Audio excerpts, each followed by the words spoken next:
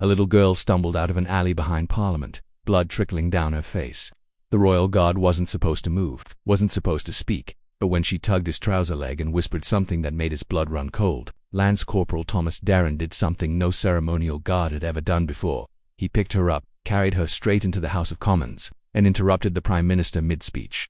What she told him in that moment changed everything. Before we reveal what happened next, hit that subscribe button and let us know in the comments where you're watching from around the world. Now let's get into it. The May afternoon hung thick over Westminster, that familiar London blend of exhaust fumes and centuries-old stone. Parliament Square buzzed with its usual chaos, tour groups clustering around Churchill's statue, reporters hovering near the gates hoping for a ministerial soundbite, black cabs honking at tourists who wandered too close to the road. A street performer near the tube entrance was doing magic tricks for a small crowd, children laughing as coins appeared and disappeared. Lance Corporal Thomas Darren had been standing at the South Courtyard checkpoint for 6 hours straight. 34 years old. Welsh Guards, 2 tours in Afghanistan, and a chest full of ribbons that meant something to people who understood what they cost. The military cross from his second tour for extracting wounded civilians under heavy fire in Helmand. The Queen's Gallantry Medal from his first 4 actions he still didn't like talking about. His bearskin hat added 8 inches to his already imposing frame, and his scarlet tunic was pressed to razor-sharp perfection. The weight of his SA-80 rifle across his chest had become as familiar as breathing to the tourists snapping photos. He was just another piece of living history, a statue in red and black who never moved, never spoke, never acknowledged their existence. A living postcard. They posed next to him, made faces, tried to get him to smile or react. Children waved frantically, hoping for even a blink of recognition. Some attempted to touch his rifle or bearskin hat, forcing the nearby police officers to gently redirect them. Others shouted questions at him. Are you hot in that uniform? How long can you stand still? Is that gun real? As if he might suddenly break character and start chatting. They had no idea that behind those steady grey eyes, Darren was cataloguing everything, every face, every bag, every movement that didn't belong. The woman in the blue coat who'd walked past 3 times in 20 minutes stopped the delivery van that had been idling across the street longer than any legitimate drop-off required. The man with the camera who wasn't actually taking pictures. It's what kept him alive in Helmand Province, where a misplaced shadow or an unfamiliar face could mean the difference between coming home and coming home in a box. It's what made him good at this job, even when people thought all he did was stand still and look pretty. That's why he noticed her before anyone else did.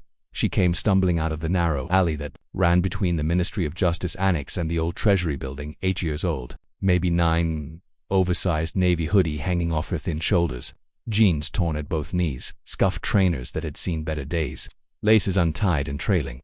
But it wasn't her clothes that caught Darren's attention. It was the blood. A gash ran from her left temple down to her cheekbone, fresh enough that it was still weeping.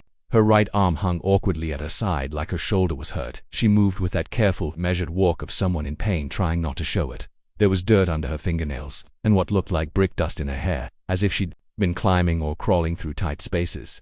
But there was something else, something that made Darren's trained eye linger on her longer than it should have.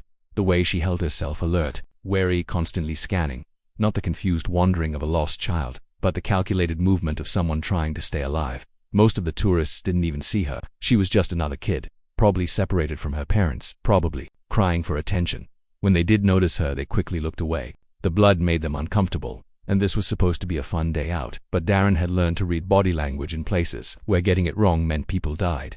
This girl wasn't lost. She was running from something. She picked her way through the crowd like she was navigating a minefield, checking over her shoulder every few steps. Her eyes weren't scanning for familiar faces the way a lost child would. She was watching the rooftops systematically, left to right, building by building, like she was looking for something specific, or someone. When a tour group got too close, she flinched and pressed herself against a concrete barrier. When a police officer walked past a community support officer checking on the crowd, she turned her face away and hunched her shoulders, making herself as small as possible. This wasn't normal behavior for a child seeking help. This was a child trying to stay invisible to survive. And that triggered every alarm bell Darren had developed over 18 years of keeping people alive. The girl reached the ceremonial rope barrier and stopped directly in front of him. For a moment, she just stood there, looking up at him with dark eyes that held too much fear for someone her age. Then she reached out and tugged gently on his trouser leg. Guards don't move. Guards don't speak. Guards don't acknowledge civilians under any circumstances. It was drilled into them from day one. You are a statue. You are tradition. You are unbreakable. But when this little girl whispered 4 words that cut through the afternoon noise like a blade, Thomas Darren broke 18 years of training. They're going to kill him. Not the Prime Minister, not anyone specific, just him. But the way she said it, flat, matter-of-fact, like she was reporting the weather, made Darren's blood turn to ice. He looked down at her properly for the first time, blood still wet on her face, dirt under her fingernails, and in her eyes that hollow look he'd seen before in war zones, the look of someone who'd witnessed something terrible and knew exactly how much danger they were in. "Where?" he asked, his voice barely above a whisper. She pointed behind her toward the cluster of government buildings that overlooked Parliament's main entrance. White coat, long black thing, he was lying down with it. Darren felt every muscle in his body tense. Sniper had to be the elevated position, the clear line of sight to where ministers entered and exited the building. He made a choice that would either save lives or end his career. Without a word, he bent down, scooped the girl into his arms, and turned toward the security checkpoint. The crowd gasped. Phones came out. Someone shouted, "Is that allowed?" But Darren ignored them all. His boots echoed against the stone as he carried her toward the heavily guarded entrance to Parliament itself. The first checkpoint was manned by 2 mod police officers and a metal detector system that looked more like airport security than the historic entrances tourists imagined. Sergeant Collins, a veteran Darren recognized from previous shifts, stepped into his path with his hand instinctively moving toward his sidearm. Collins was ex-Royal Marines, the kind of man who'd seen enough action to take threats seriously, but enough false alarms to be skeptical of everything. "Corporal Darren, what the hell are you doing? You can't bring civilians past the barrier. You know the protocol. Any civilian access has to be pre-authorized, logged, and escorted by designated personnel." Behind them, a small crowd was gathering. Phones were already out, recording everything. Someone was live streaming to Facebook. This would be trending on Twitter within minutes, analyzed by every armchair security expert in the country. "She's witnessed a threat," Darren said, not slowing down. "Possible sniper. Needs immediate escort to interior security." Collins blinked hard, processing what he'd just heard. "Sniper. Based on what intelligence have you been in contact with Control? What's the nature of the threat assessment?" "Based on her..." Darren nodded toward the girl in his arms. She saw someone setting up a rifle on one of the surrounding buildings. "Professional setup, communication equipment, the works. You're breaking formation on the word of a child." Collins's voice carried the disbelief of a man who'd spent 5 years watching tourists try every trick in the book to get inside Parliament. "Do you have any idea what kind of disciplinary action this could trigger? We're talking court-martial territory here." The question hung in the air like smoke.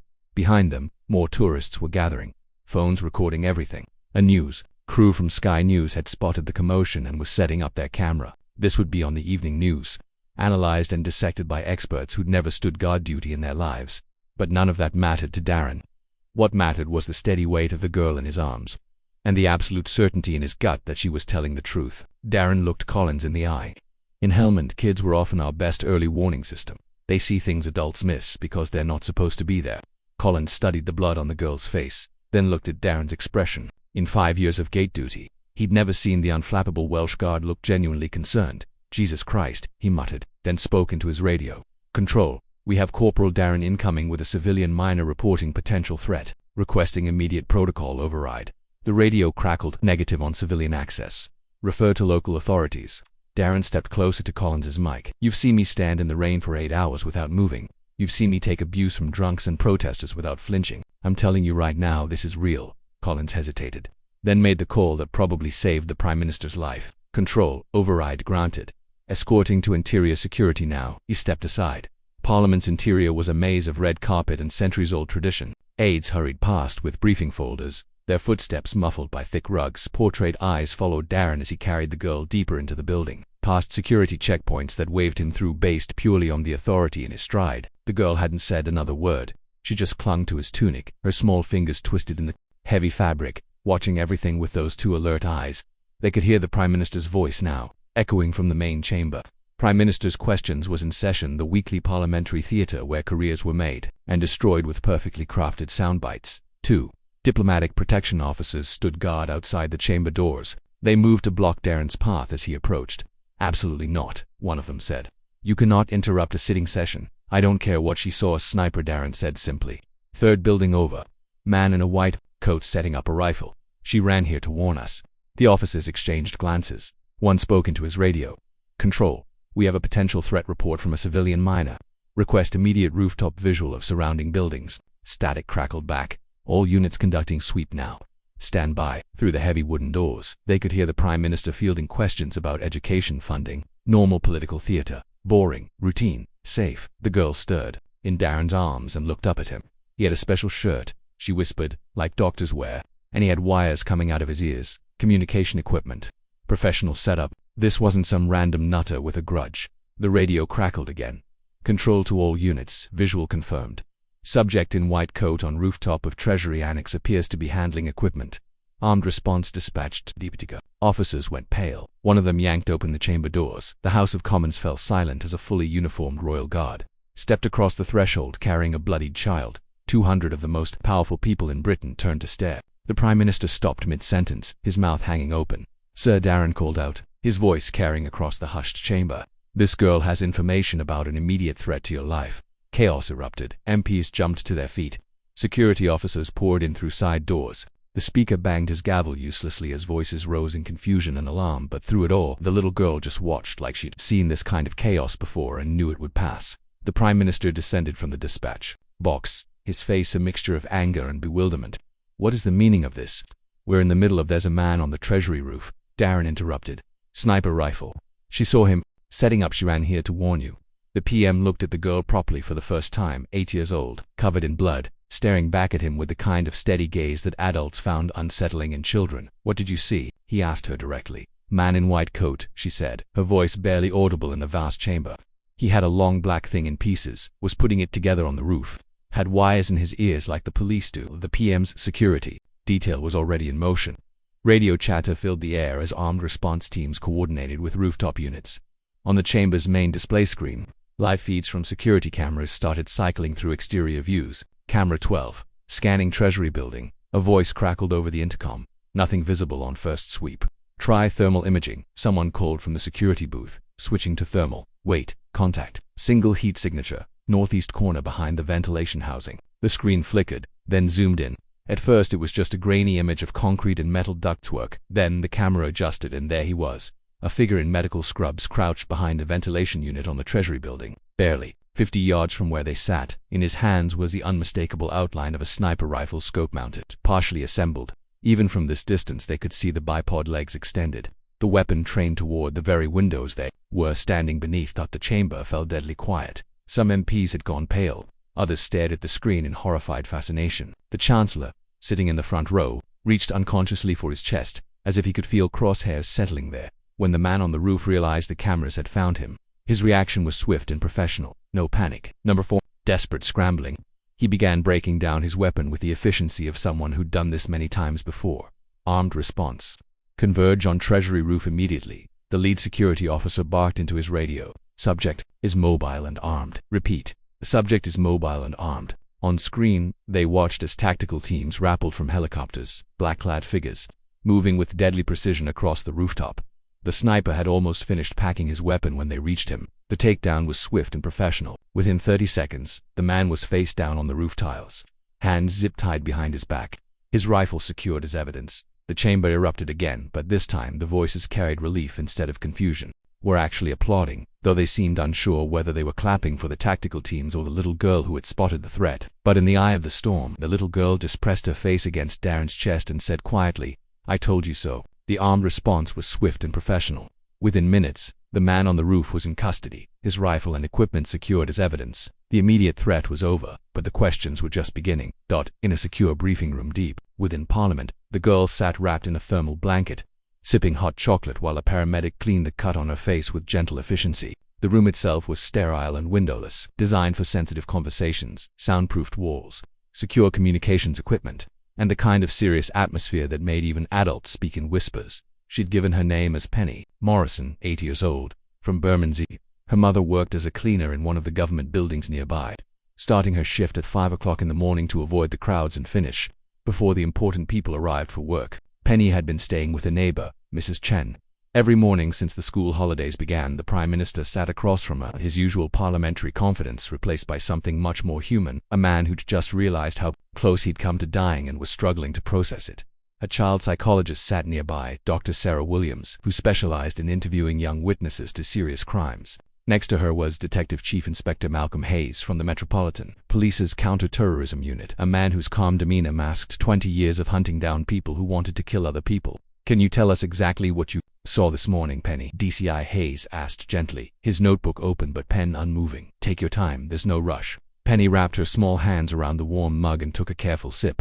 The hot chocolate had marshmallows floating in it. Someone's attempt to make this feel less like an interrogation and more like a friendly chat. It wasn't really working. Mom drops me at Mrs. Chen's house before school starts. She lives on Marsham Street, near the big glass building. But this morning I forgot my reading book. We're doing Charlie and the Chocolate Factory, so went back to get it from Mom's cleaning trolley. She spoke in that matter-of-fact way children do, as if witnessing an assassination plot was just another part of her Tuesday morning routine. She keeps her stuff in the alley behind the Justice Building. It's where the cleaners are allowed to park their trolleys during the day. That's where I saw him. Tell us about this man. What did he look like? Penny closed her eyes for a moment, concentrating. Taller than you, she said, looking at DCI Hayes' dark hair, but going grey at ... The sides had glasses, little ones, like half glasses that old people wear for reading, and he was wearing white clothes. What kind of white clothes? Like what doctors wear, but thicker, made of different material, and they had lots of pockets. He kept taking things out of different pockets and clipping them together. The detective and psychologist exchanged glances. A tactical vest designed to look like medical scrubs, sophisticated camouflage for an urban environment. Tell us about what he was doing with these things. He was clipping together long black things that clicked together like Lego, made this really satisfying click sound when the pieces fit properly. He was very careful with them, like they were expensive and might break if he wasn't gentle. The detective and psychologists exchanged glances again. A modular rifle system, definitely professional grade. He was lying down on his tummy, looking through a little telescope thing attached to the long black thing, and he had wires coming out of his ears, going down to a little box clipped to his belt. Communication equipment. This was sounding more and more like a coordinated operation. What happened when he saw you? Penny's voice got smaller. He looked at me for a long time, like he was thinking. Then he said something into the wire thing. I couldn't hear what, but his mouth was moving. She touched the bandage on her face unconsciously. I tried to run, but I tripped on some metal pipes stacked against the wall. That's how I got hurt. When I got up, he was putting his things away really fast. Why didn't you go to the police? The Prime Minister asked gently. Penny's face scrunched up in frustration. I did. I told the policeman at the gate, but he said I was making up stories and told me to go find my mom and stop bothering people. The PM's jaw tightened visibly. Heads were going to roll for that particular failure. So you came here instead. I saw him, she said, nodding toward Darren, who stood silently by the door, like a red-coated sentinel. All the other grown-ups were moving around and talking and not really looking at anything, but he was just watching, like he was really paying attention. How did you know he would help?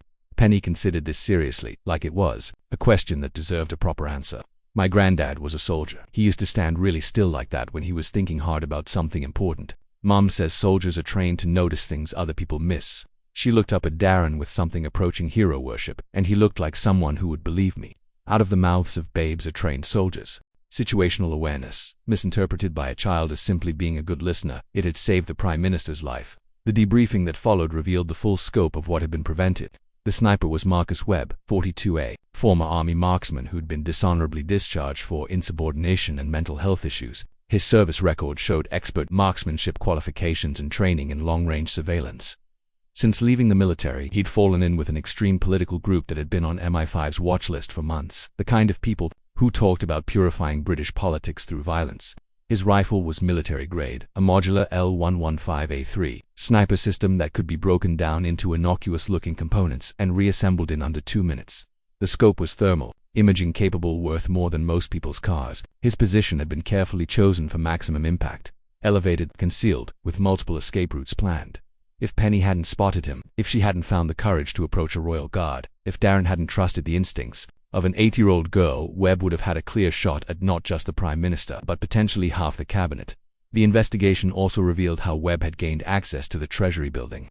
He'd used fake credentials identifying him as a heating engineer conducting routine maintenance checks. The building's security had been compromised for over a week. He'd been making practice runs, timing the guards' rotations, mapping sightlines. This wasn't a crime of passion or a desperate last act. This was a professional assassination attempt that had been months in the planning. The implications sent shockwaves through the security establishment. How had someone with Webb's background managed to acquire military-grade weapons? How had he identified the Prime Minister's schedule with such precision? How many other people were involved in the plot? But for all the investigations and inquiries that would follow, the simple truth remained. A little girl had seen something that didn't look right, and she'd found the one person who took her seriously. Everything else was just paperwork.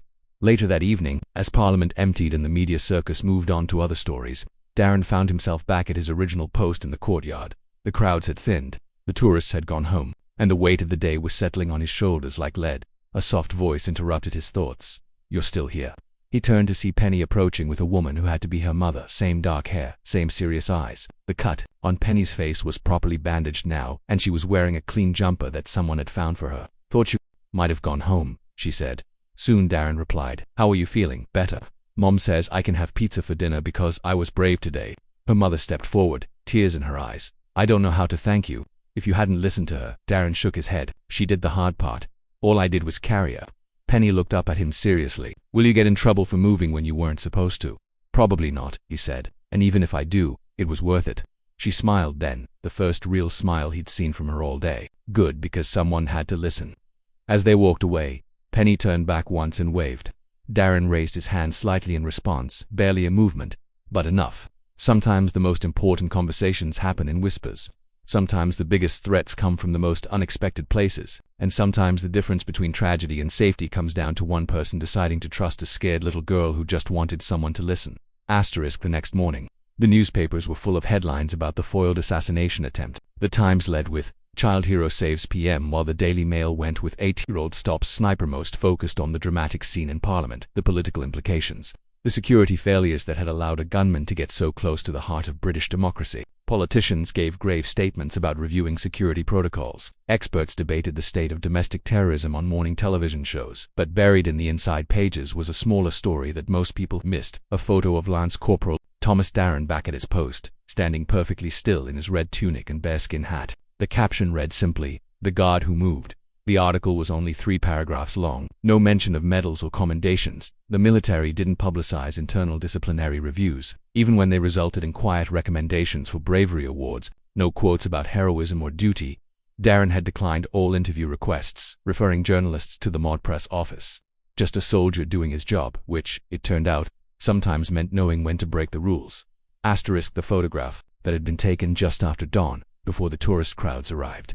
When Parliament Square was quiet except for the occasional delivery van and early morning commuters hurrying to catch the tube, Darren stood exactly where he'd been standing when Penny first approached him. His posture, identical. His expression, unchanged.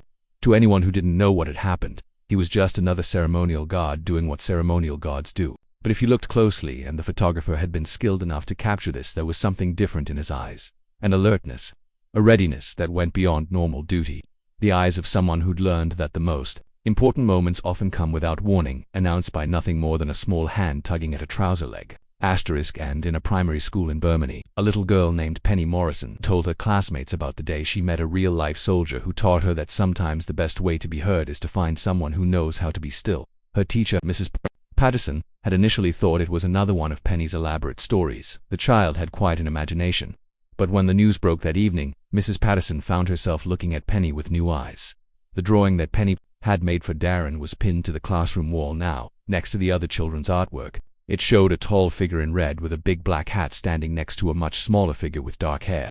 At the top, in carefully printed letters, it said, "My hero," and at the bottom, "Thank you for listening, Penny." The other children gathered around it during break time, asking Penny to tell the story again and again. Each time, she emphasized the same point. He was the only one who really listened. All the grown-ups were too busy, or too important, or too sure they knew better. But he just listened. Have you ever had a moment where you had to choose between following the rules and doing what you knew was right? Do you think royal guards should be allowed to break protocol in emergency situations like this? And would you have had the courage to approach a stranger for help if you were in Penny's situation? Let us know your thoughts in the comments below. We read every single one. If this story showed you a different side of what our royal guards really do, hit that like button and show your respect for these dedicated soldiers. Don't forget to subscribe and ring the notification bell so you never miss our daily royal guard stories. Share this with someone who needs to be reminded that sometimes the smallest voices carry the most important messages. Check out our other royal guard stories appearing on your screen right now. We'll see you tomorrow, same time, same place.